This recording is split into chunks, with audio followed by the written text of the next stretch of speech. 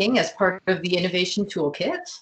And my name is Seema Gandhi. I have a consulting company called Innovator Lab. I work with a lot of entrepreneurs, and I have done a little bit of this work over the years, as well as other innovation type tools for marketing and sales. But this one is definitely designed for collaboration, design thinking for collaboration. And we're looking at ways of solving skills that enhance communication. So, sometimes there are people in the crowd who have great ideas, but they have a tough time communicating their ideas. And so we want to create ways of talking and solving problems that kind of have an involvement in a different way than just like, okay, now you talk and now you talk. It's a real activity-based tools so that the whole team can get involved. And so the starting point of the conversation is that we all survive in a specific culture. Now, COVID has changed that quite a bit, but right now I would say we're in COVID culture. And it is eating us for breakfast in many ways. So all the processes that were in place, we had to deal with when COVID hit, and it changed the culture of how we do work. But in the context of this presentation on design thinking and where the culture lies, the culture is actually within the university. And so what is the culture of the university? What defines culture in any circumstance, but specifically in the condition of the university, how is it that things get done? What is the process that things get done with? And how does the culture impact that process? So I grabbed this online. It's the Guelph University mission statement. And so the culture is the pursuit of truth, the enhancement of the quality of life, and looking at the research and the learning from the point of view of the planet, not just the local situation. And I think Guelph has accomplished that in many ways. They're well known for looking at ecosystems, not just the local small segment. So whatever the actual written process is, or protocol, sometimes it could be called, often it doesn't matter if the culture is stronger. So COVID is a great example of that, but there are other examples that are kind of more realistic in normal life, non-COVID life. And that is that, let's say the protocol is that you can bring your idea, you have to bring your idea to the second in command of the project. But you know that that person is not open to ideas. They think they have all the answers, or they feel that the way you want to talk about it in terms of having a verbal conversation first isn't sufficient, and they want a written presentation. And so they've actually, even though they're the person you're supposed to go to, they have rejected the process in some form or another. And that becomes the culture of the situation, of the circumstance of the organization, where process isn't always clear because the culture changes how you do things. So here's a few examples of different types of processes that are more, thematic and more, they have a theory behind them of how behavior is and where the next person goes and how things are done. And design thinking is one of these processes. And in design thinking, the process is designed a little bit differently for a different type of participation. So the procedure can be copied and duplicated. But once you add the layer of culture to any organization, that procedure or process is going to change. And both of them work together in order to move a company or an idea or a research forward. And so understanding them both is definitely a critical part of being in this environment. So how do we cultivate an organizational culture that will develop dynamic problem-solving skills? And this is the world we live in now. It's not that one person dictates the ideas and everybody else finds, ways of working with that idea. It's enhancing communication through the whole team, understanding that different eyes and different experience bring different perspective. And so how can we turn all the ideas into solutions that could be considered and do it in a timely way so that this isn't something that drags on forever and ever. Things can still progress fairly quickly in terms of moving the research or the product forward. So under the category of process, there are goals, there are objectives, and there are specific activities to be done. And under the topic of culture, we bring in these layers that are kind of harder to identify, of values, of practice versus theory, and of behavioral uniqueness in every team that affect how activities can take place. So design thinking is a way of solving problems. It focuses on the user, and the idea behind it is there's 4 or 5 stages of how design thinking gets to an end result. And the starting point is with empathy. And what that means is taking in the points of view of all the people at the table. And so it can be considered a discovery phase where, if you're looking at it from the point of view of business, at the table, you've got accounting and marketing and product design and manufacturing, and they all have their different perspective and they all understand what they do well.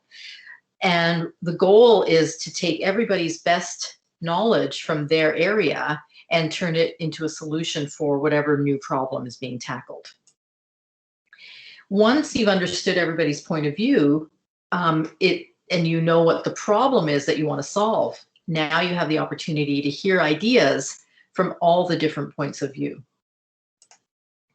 And that ideation phase will likely lead into prototyping. And it can be something made out of straws, it can be something made out of leaves, or it can be a more serious effort in prototyping the solution based on all the different ideas from all the different inputs. Once that initial prototyping is done, now you're iterating and you're looking at the flaws in the prototype. You're changing materials, you are changing inputs. So, again, if you're looking to build something, materials is a good example. Instead of using aluminum, you might use steel. But in terms of a business, if you're using a certain software, but it doesn't integrate with your bank account, now you can identify that problem and you can iterate to change the software and so on. And so that's what this process, these are the ideas that should come out of this process. So I'm going to pause there. Are there any questions so far? All right, let's carry on. So what type of results are possible when you use design thinking as compared to a more traditional thought process? And I think we can all understand that if the product has been designed with all the departments involved, it should, in theory, get to market quicker. Your new product should get there quicker. It should be a better product and therefore result in improved customer retention. And it may or may not have cost savings because having multiple ideas may require you to add a little bit of time to a certain aspect of it, or add more research in order to accomplish the goal that you want to accomplish when you've considered all the points of view. But the return on investment will be very high because you're not fixing things after they're out the door. You have considered things from multiple points of view. In the academic world, design thinking can get you to the truth faster. It can develop long-term collaborations that you didn't know were possible before you put your team together, or before you did these activities that gave you insights into what the team members are capable of. Once you do that, you're in the position to apply for and win more grants, and you are contributing to the universal body of knowledge. So if you're looking at this from a global perspective, once you have solved a problem, this will get adopted by other universities or industries. And because you've looked at the problem or the research from many angles, the opportunity to commercialize will present itself more readily. Seema. Yeah. Sorry to interrupt. Some of your slides are coming in like they're getting cut off. This one's fine, but maybe for the next one, if it happens again, I'll just ask you to minimize. Please do. Okay, thanks so much. Okay. So here's a case study at the Rotterdam Eye Hospital.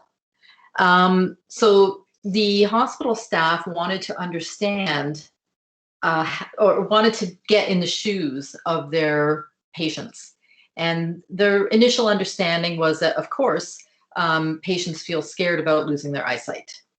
So what they were looking for, the project, was to reduce the patient anxiety.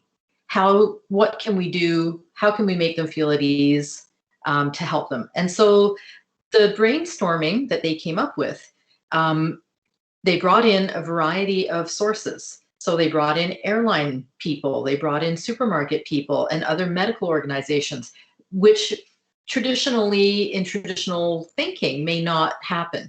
If the hospital will bring in its own team, and it would maybe have staff, and maybe it would have a variety of different staff, for example, a nursing staff and a doctor's staff and a orderly staff and reception staff, and they would get input from all the different aspects of their own organization.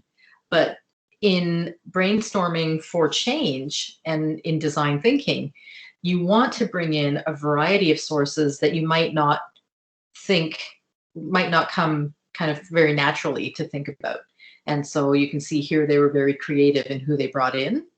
And the people they brought in are also dealing with the same situation of blind people or people without eyesight feeling uncomfortable. And what did they do to solve these problems? So after hearing the ideas of these variety of different organizations, the hospital was able to prototype a new experiment for testing the variety of solutions that would have been presented.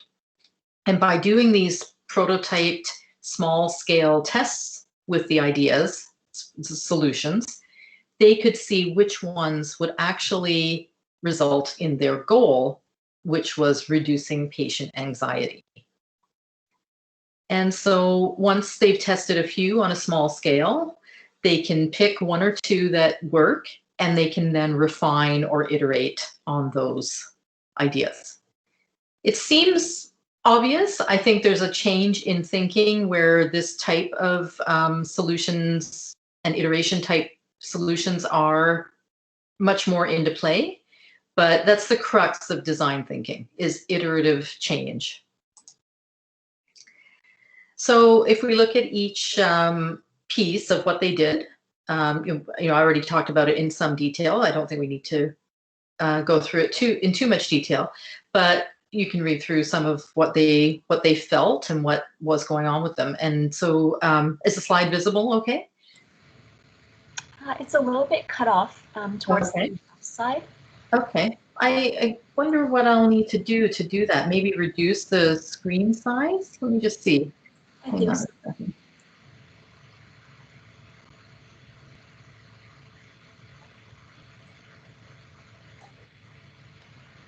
I'm not sure what to do to help that. On the bottom right, Seema, is there a slider that just allows you to? There. Yeah, but I don't think that's going to change anything. No. No. Oh. I think if you go back out of the slide mode, Seema, Uh-huh. Yeah, you could just maximize that slider, then we could see it a little bit better. You mean that? Yes, but that's too big. Go that. Yeah. Is that okay for everyone? Oh, I see. Just leave this screen up? Yeah, at least then we can see. Okay. Sure. Yep. How's that? It's a little big still. Too big? Yep. There we go. Perfect. Okay. This looks like one of the most full slides. So if this one works, then they should work. Okay, great. So they emphasized, they understood the user, they understood the problem, they defined the problem, they came up with ideas. And what was really critical about how they came up with ideas for the solution was that they brought in different industries to talk about solutions that they may have implemented, or to come up with new solutions, but still not from within their own process or their own culture. They brought in a whole variety of cultures.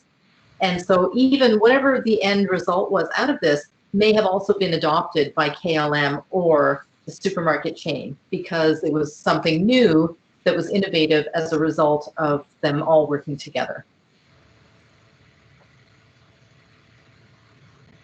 So when they prototyped, they came up with ideas. Main idea they came up with was to give caregivers the insights that they found and do the small scale experiments with their caregivers, with each of the individual caregivers. And then once that was tested, they could get further input and they could decide what they wanted to scale up with and adopt as an approach within the hospital. Part of the testing where they would do this, and how do you phase it out? How do you phase it in? How quickly would the ideas get adopted, and how could it spread organically? Which is kind of what's happening now with design thinking. So now this is a way of working. Design thinking is a way of working. Last year when we did this seminar, I would have said to you, this is really new thinking. But this year I kind of have in my mind that this is now, people understand the way to work where it's an iterative process. So at the end of the day, you need to be able to measure what you've done, what the effort is that you've done, and whether there's been any benefit from trying this trial and implementing change, and has it impacted the culture of your organization, and how can you measure that? And as you can see, the word got out that people felt very comfortable at the Rotterdam Eye Hospital, and they had a rise of 47% of patients. And so that's a win for sure. That's a win. So we'll just quickly go through the stages one more time. So stage one is to empathize or discover what the problem is and how people are facing the problem, and how you can put yourself in their shoes.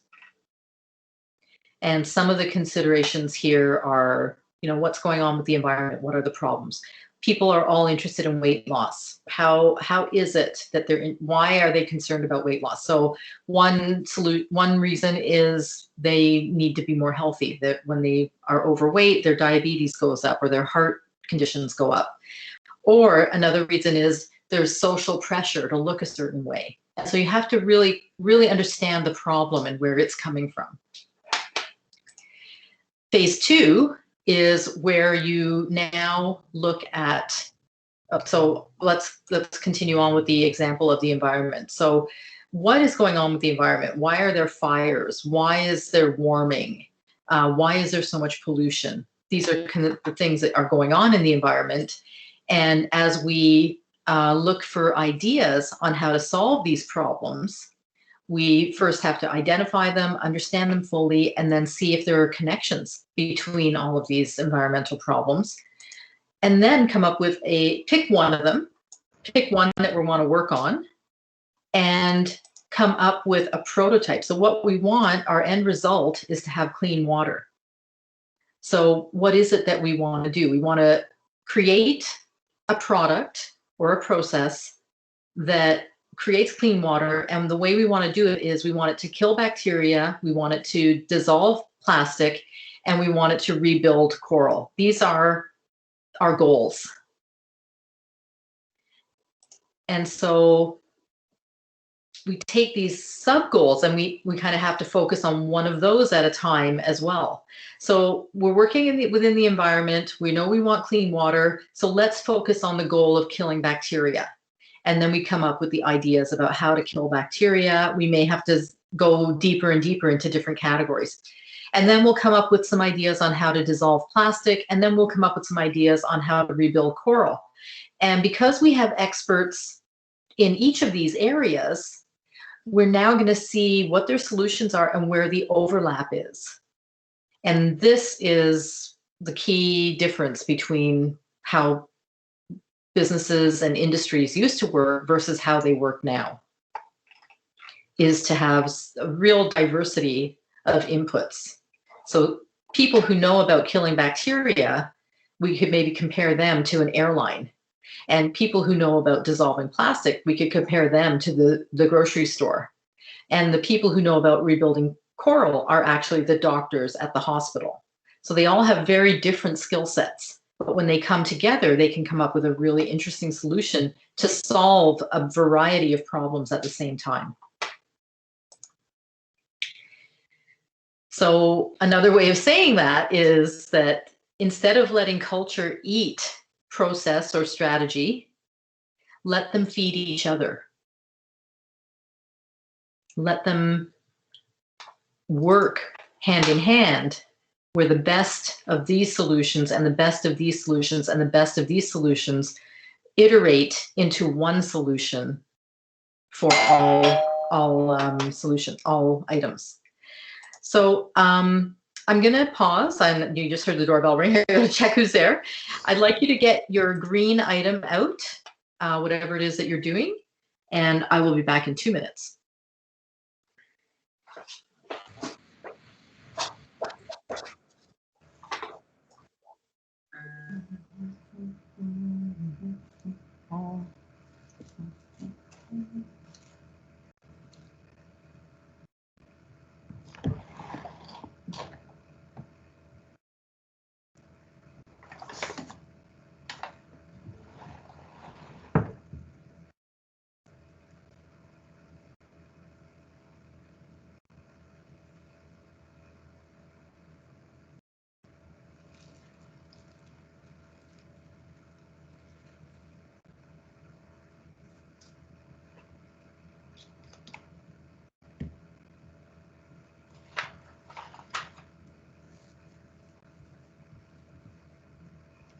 Do we have any other people join the meeting, or are we? I noticed Justine came in,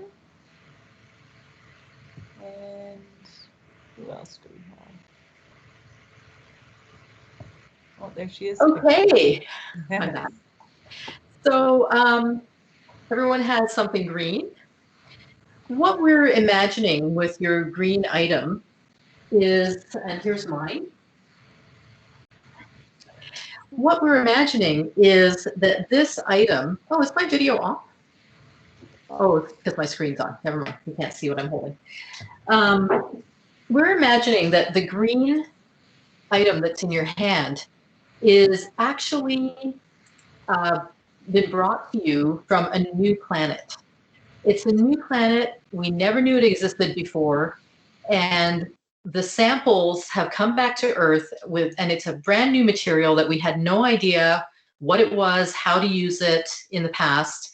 And we have this opportunity to create something new, completely new. And so what we call this material is Veridium 21.8. So it's VRD 21.82. And it's an opportunity for us to solve a problem.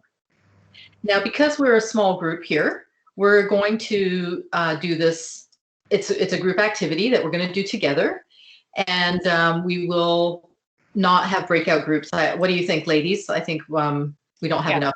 Yeah, right. Okay. Yeah, let's do it together. So we'll do an activity where we come up with a problem we want to solve, and we want to see how this VRD 21.82 will solve this problem for us. And you each have a sample of the material on your desk, and so you can feel it, you can touch it, and let's see what we come up with.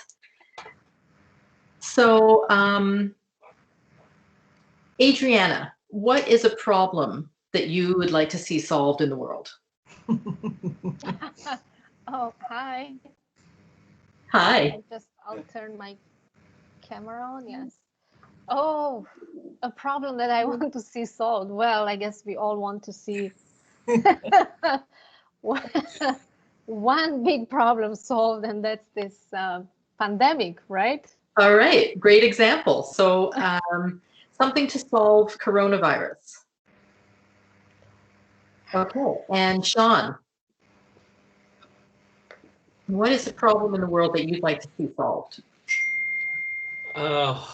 Well, I mean, I live in the same world, and the only thing I imagine every morning when I wake up is this pandemic is gone.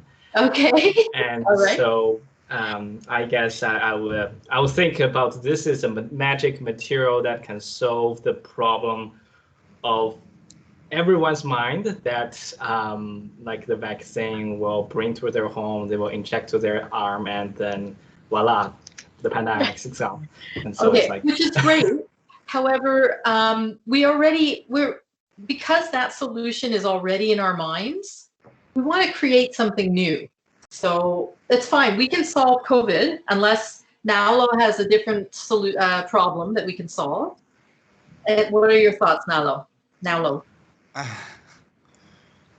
A different problem that would be not at all connected to that. You know what? I'd like to see a world where the potential of all young people is actually being used. Okay.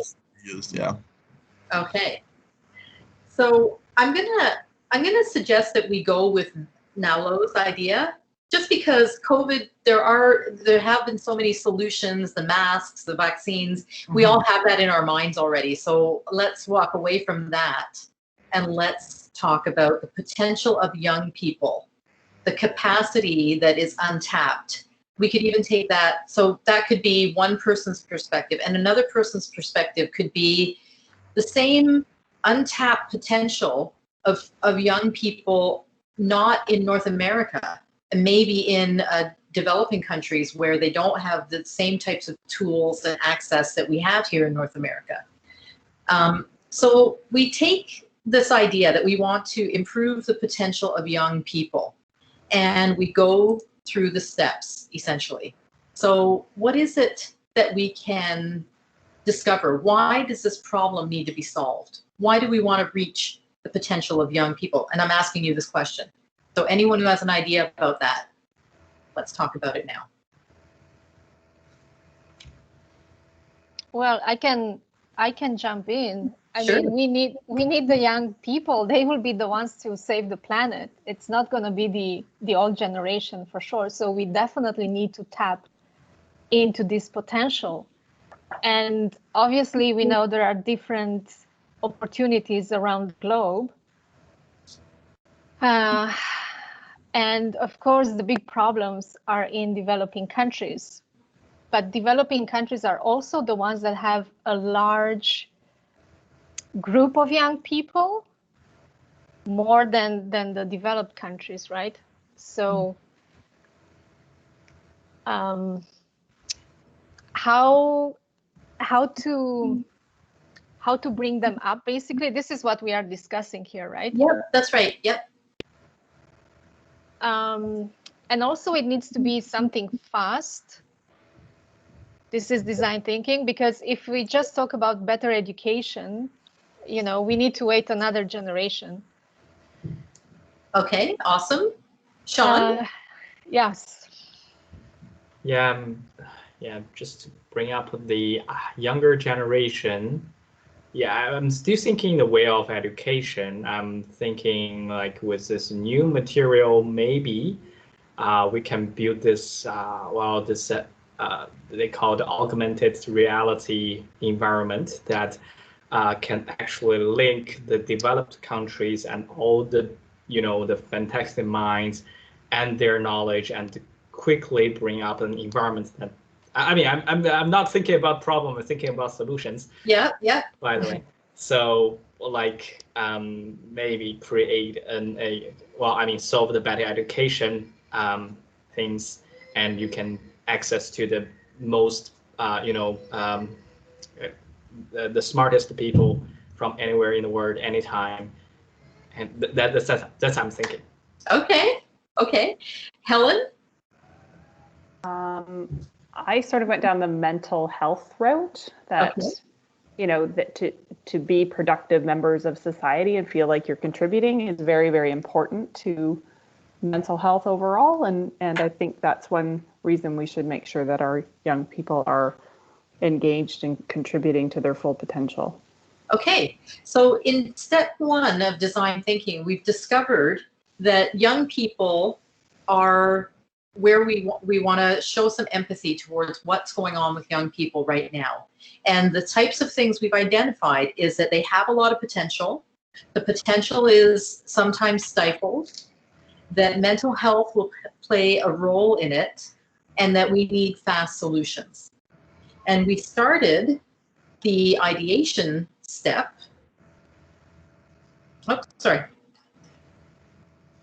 We started the ideation step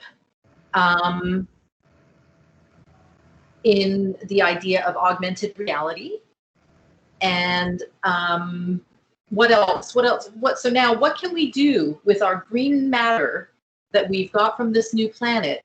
What types of things can be done with that green matter? What is the power that we want that green matter to have in order to reach our goal of giving fast access to knowledge to the next generation? A super pill. A super field. Yes. A super pill that you just swallow once, and you just somehow the knowledge of the world just gets downloaded in your brain. Love it. What else? I had a similar thought. Sorry, go ahead. Was that Naulo? No, that's me. Sean here. Yeah, go ahead. So I'm just thinking, another hero called Elon Musk, who designed they call it Neuralink, which is basically an interface between machine and the human brain. And if there is a material that can be flexible and non-invasive and easy to manufacture, and a lot of course, health issues can be solved with this new material. Actually, we can build a human-to-machine interface, and maybe our brain, we don't need to listen to music. We download music to our brain, and you can play it within your brain. Love it. Naulo, what do you think we can do with this new material? Let me say it a different way. This new material is capable of anything. So our imaginations are our only restriction. Naulo. I think I would probably use this new material to create some kind of a magic lamp where young people can have like 3 wishes. And they can wish to be whoever they want, and then they can achieve their potential. Okay, so if I am a young 14-year-old kid, I rub the lamp and I say, I want to be a basketball star, right? Is that reaching our goal? Because our goal was for the capacity of young people to be developed. We didn't say that they had to save I think Adriana did say that they need to save the planet. So we now can understand that maybe we have to put more parameters around what the problem actually is that we're trying to solve. So you understand how this is iterative. and you can see this. But Helen, did you have something you wanted to add? I sort of thought of a blanket of some type, because I think there's a lot of anxiety around not reaching your full potential. And I was just thinking it could be like a blanket that kind of tells you a little bit about where you are in your journey, where you're going to go, without giving away your entire future, but something to quell that anxiety so that you keep moving forward on your own. Because I think a lot of young people get in their own way with anxiety or keeping, anyway. So I immediately thought of a blanket that says it's okay, you're exactly where you need to be. Or, by the way, have you thought of this, and this, like a little coaching blanket? Anyway. Awesome. Amazing. So I think we have someone else on the group, Justine, or have you left? She just sent me an email. She was having issues with her Teams program all week. Oh, okay. So she said that she just logged off. Okay. She'll touch base with me afterwards to catch up. Okay. So quickly, Amy and Kelly, would you like to throw your thoughts in? What would you do with this material that is capable of doing anything? What would you do with it in order to improve young people reaching their potential or their capacity?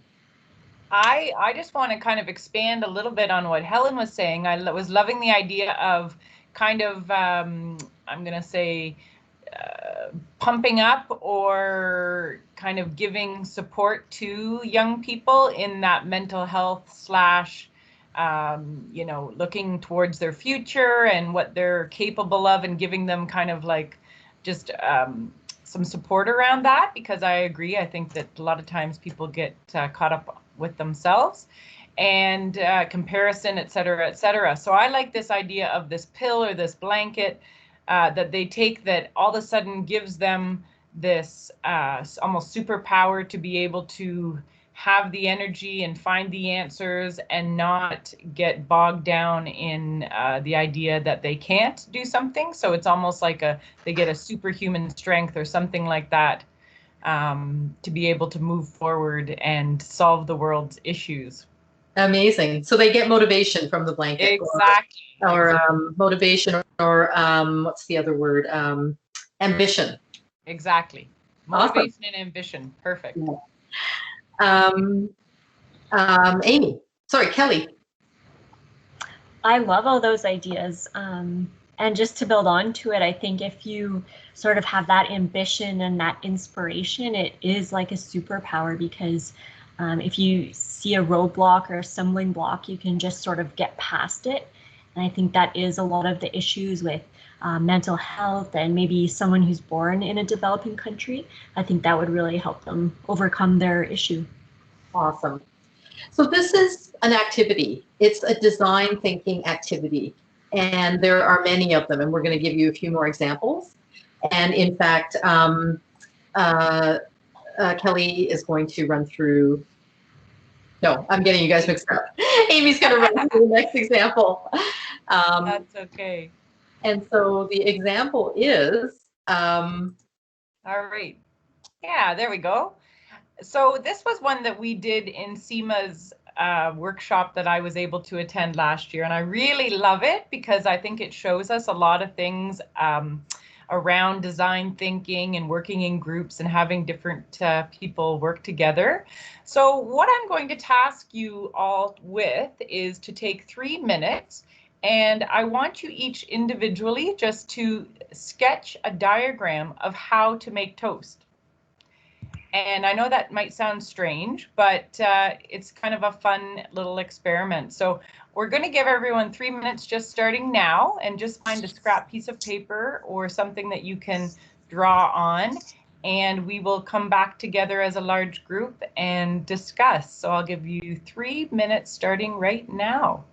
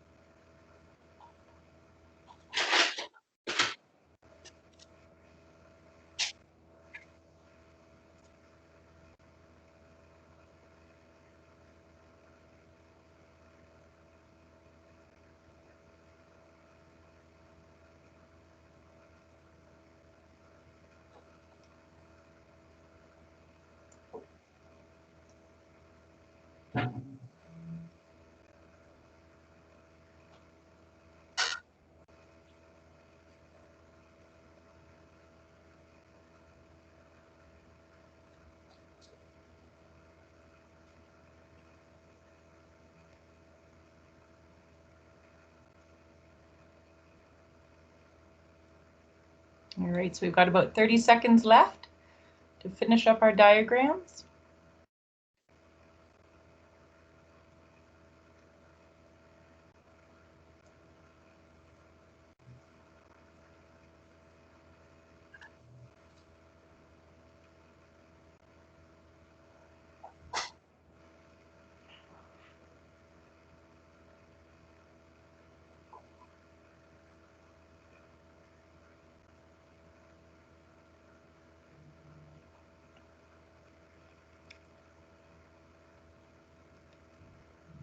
All right, I think everyone's pretty much finished up. Anyone still working away? Nope. Okay, who is going to be our first person to share their diagram with us? It's a little bit more challenging online here, but you can do your best to kind of describe what your diagram looks like, what the important parts are for you when it comes to making toast. Anyone want to share? Oh, we have Sean. Sean, are you trying to show us something there? Yep. All right. Can you describe as best you can your diagram? Yeah, that's I call it the Algonquin style wild toasting. I love it. So what do we have there? We have the wildfire. We have some. We have a wood stick with 2 pieces of bread. Great. Well, I should have a mushroom in between, but I'm not very good at it. Excellent. All right. We've got some primitive toast there being made. I like it. All right. And who else wants to share? What about Nalo? Are you able to share with us? Not really. I don't think that what I draw is anything you want to see. I've been looking for a pen, and so it took that's okay. Well, what about just describing even to us? What's Okay, what's the important parts of how to make toast? Okay, so the first part is the bread. Okay. The second part is some bacon. Oh. Yeah. So I didn't know how to draw butter because I thought it would be really hard. Okay. So then the second part is putting the 2 pieces of bread on top of each other, and then the last part is the actual toaster with the bread in it. All right, where are you going to put the bread in? Great. Yeah. Okay, and Helen. Is Helen still with us? I'm still here. I just going off mute. Okay. Just a little Share float with up. us. Can you see it? Oh, probably not. Eh? It's pretty. That's Anyway, No, we can see it. We can you see can see it. it. Okay. Yeah. Little flow diagram. So we got the loaf of bread, and then you take 1 or 2 slices. Well, I guess if you have a 4-slice toaster, you could go up to 4. But anyway, we only have a 2-slice here. Step 1. Step 1 is get your bread. Step 2 is take 1 or 2 slices out of the bread, the loaf of bread. Okay. You put those 2 slices into the toaster, going down. So there's little arrows pointing down. You wait, I don't know, 2 minutes. I think that 2 minutes might be long, but whatever. I just made that up. Never actually timed it. Then you wait for the toast to pop up. So you get the little up arrows there. You put the toast on the plate. That's sort of the last step. And then you choose your topping. And that's supposed to be a little butter dish and a knife sitting beside the plate. That's cool. Anyway, Awesome. that was That's fun. really good. Excellent. Anyone else want to share? Do we have, is it Adrian? Adriana. Adriana? Do you want to Yes. share, Adriana? Yeah, I think mine is a bit less complicated, but it's the same. You take your bread, you cut a slice, you put it in the toaster, you take it out, and then you put some jam on it. So Yeah. Excellent. That's a good toaster. Yeah. So in looking at this activity, what are some of the things, that we learn by all of our different ideas coming together and seeing what everyone's idea of how to make toast is? I super appreciated that Sean went to, I'm going to do something really innovative and cool. on how to make toast. I love that. That wouldn't even have entered my brain. Like I was like, okay, how many steps are there in making toast? Okay, there's probably about 10. Let's figure this out, right? Right. Well, Right. I just don't want to draw something I did every day at home. I just want to go out. Really. Right. Yeah, that's awesome. And I think too, this is an activity where a team can, if they're trying to solve a problem, they can say, okay, so let's go back to our material from Mars or some planet. What are the steps we're going to take in order to think about this?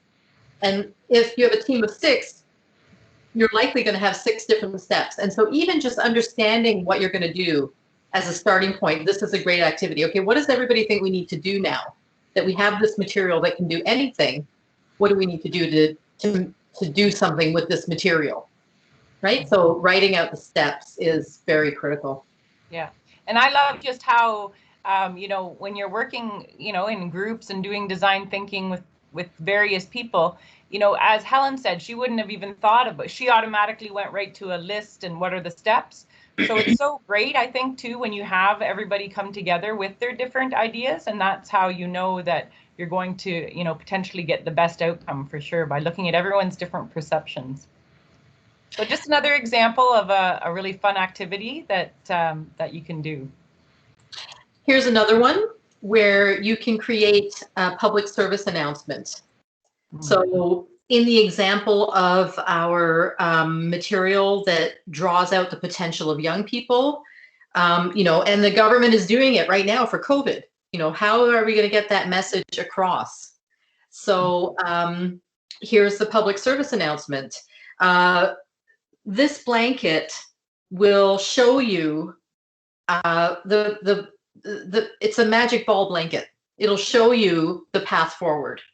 Or this blanket will give you the stability you need to go, the confidence to go forward. Or this pill allows you to speak to machines in terms of the neural link that Sean came up with.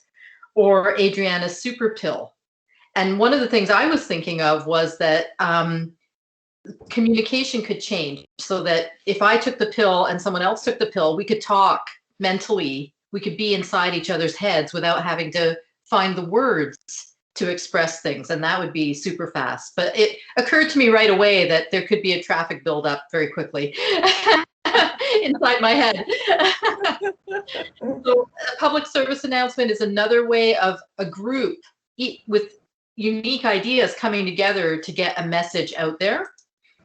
And then the cover story is something where you can do, it's a visionary type thing, and you create the cover for a magazine or that type of thing where you're envisioning something and you're making the cover story for that event. So that covers most of what we wanted to talk about today. We have a few other tools and things, but you'll get them in the handout. And yeah, so thoughts, ideas, other ways of looking at this that you'd like to talk about, or that brought up some ideas for you, anything like that? I really like how you suggested starting with empathy, because I think that works well if you're working in a team or just one-on-one with someone, or if you're advertising to a group. So I really think I'll start approaching any problems that way. So thank you. Yeah, it's really an interesting point of view. It's really, we say it, but do we do it? We try and put ourselves in the position of other people, but are we capable of doing it? And empathy is a key tool for that, for sure. Anyone else? Sean, how did it compare to last year's in-person session? Well, I mean, I think my drawing skill. That's right. That's food out of the park, right? Yeah. So that's just a joke. So yeah, I mean, I think a lot of things I can echo from last year, but I think the context just totally changed. I never. Well, actually, I think last year, the funny thing is immediately I saw everyone's graph. It's exactly what I draw last year. Right. Yeah, but now the context changed. I have Right. changed. I mean, yeah. So I really want to do something wild.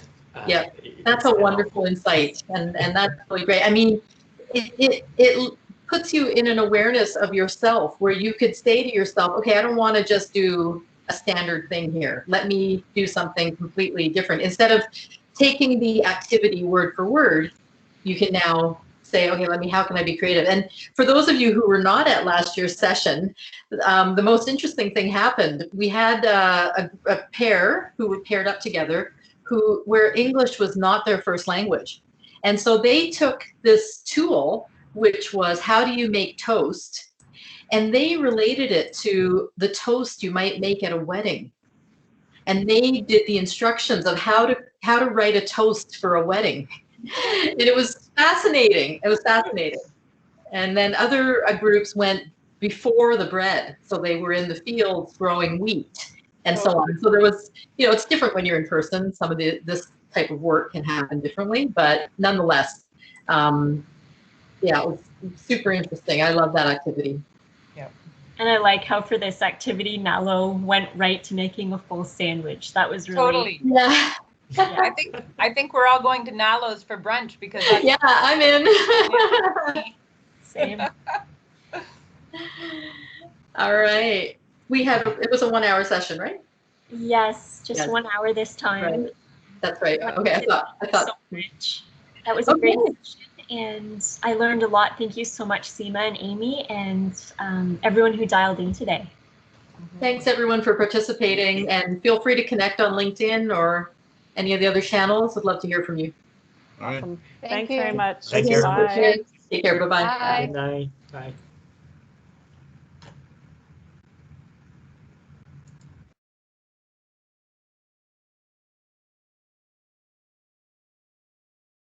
All good, ladies? That was great. Yeah. Yeah? Great. Awesome. It was fun. It's always fun to see what people do. I love it. Sure. Yeah, it was great. Oh, Okay, wonderful. Have a great day. All right. Thanks, Seema. We'll see you later. Take care. Bye-bye. Take care. Bye-bye.